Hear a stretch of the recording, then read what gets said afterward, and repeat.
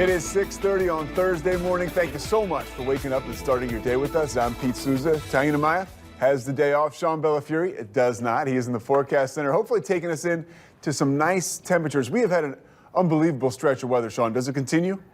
Good afternoon, I'm Pete Sousa. We want to get you right to some breaking news. Waco police say one person is in the hospital after a shooting less than an hour ago. He didn't handle it well. He didn't handle it well. There were points last night where he appeared to almost seem dazed up there on the stage.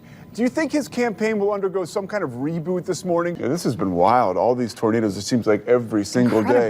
And apparently the threat is not over yet. Yeah, Julie, school is out, but obviously a little bit of drama is in session right now. It all started around 11:36 this morning with a tweet from Baylor University saying that they had a dangerous situation. So you don't need calculators? No. But she's not a know-it-all. She's just as curious as she is quick. They said that they have, did you hear they said they have weddings under here? Oh, I didn't know. Yeah. Turn left, turn left. Turn left. Now we're going. Get off the brake. Whatever you're doing, stop and take a look at this. This is probably the first time you can see and smell an accident from a mile away. Now, if you've ever been to Southern California and around the Thousand Oaks area, you know this is considered a very safe place. We're not talking about a dangerous area. The collision set off what looked like a 4th of July fireworks display. Also breaking right now, News 10 is tracking some kind of fire in downtown Waco. You're getting a live look at it right now. When you say all clear, you mean everyone is safe, correct? Yes, that's correct. All right, we're going to toss it back out now to Patrick Swan, who is standing by, obviously, with more information. This is the fluid situation. I'm going to step out of the way right now so you can kind of get a look at what's going on. You see some of the people right there. One of those women over there, she is actually one of the caretakers right now out here at what used to be the Branch Davidian compound. All right, I'm going to hold it now. Be a big stick, okay? Okay. No, don't do that. Oh, man. I don't love needles, if you can't tell. We took a few tumbles and, well, a couple jumps, too. You just may get hit with the slingshot. Let's see. All right, are you gonna hit? Oh, you got it. Actually, I nailed it. Jeez, I'm coming apart the seams here. I love the Spice Girls. If you want to be my lover. You got to get with my friends. There we go. She's, of course, best known for her song Como la Flor, and Pete's favorite. A bitty bitty bum bum. Right there. I got it right. Yeah, you did get it right this time. We are outside the studios here at KWTX. You can tell this is a festive atmosphere, food for families rolling on right now. So yeah, remember, we're all in this together. These are sometimes the hardest days to wake up and get back to work. Check this out. Right here, you see the bow through its neck.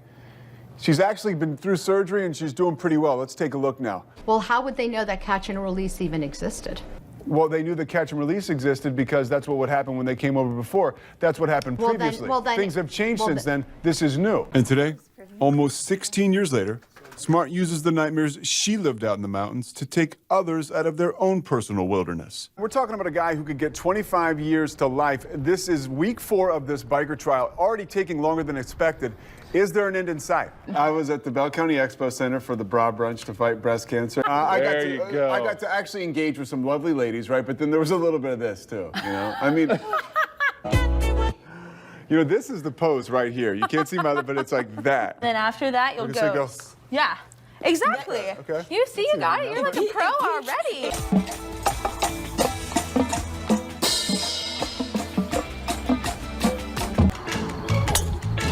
That's good.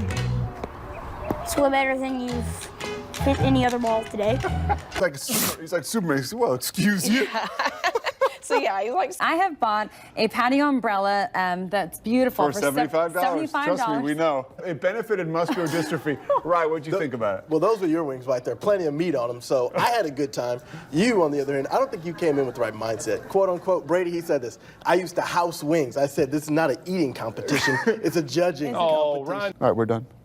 From the most watched station in Central Texas, this is KWTX News 10. Good afternoon, and thank you so much for joining us at midday. I'm Pete Sousa, of course, joined by Sean Bellafiore. And Sean, we are about to be joined by some temperatures that are taking drastic dips. Yes, those temperatures actually are already taking a fall. I know you've been inside since the morning, and when you came into work this morning, those temperatures were still in the 70s. Warmest it was going to be all day back then. Yeah. Very warm to start off the day, well above average, but check out the last couple of hours across Central Texas. May move into Central Texas. We're going to start with police hitting the jackpot in Mejia. That's where they busted an illegal gambling operation. They executed a search warrant to a business on East Milam Street last night. That's where they found 27 gaming machines and thousands of dollars in cash. It all started with a joint investigation between the Groesbeck and Mejia police departments. A show of support 48 hours after a local police officer was shot in the line of duty. Thank you, Hewitt PD. Love your citizens. That's the sign right now that greets everyone when they arrive at the department. The department said on Facebook, the sign brightened their day, and they are continuously moved by the generosity of the community. And bond is set for the man accused of shooting that Hewitt officer during that bank robbery on Tuesday. 25-year-old Dallas Bohannon remains in the McLennan County Jail this midday. His bond is $160,000. The robbery happened Tuesday at Point West Bank in Hewitt. Police say Bohannon was speeding away from the bank after the holdup. That's when he shot at a patrol unit twice. Officer Clint Brandon was hit in the arm by a shotgun blast. Then he was taken to the hospital where he was treated and released. Bohannon was later caught by Waco officers after crashing in a garden in Wingate Drive. Texas A&M University police are investigating a reported sexual assault this afternoon.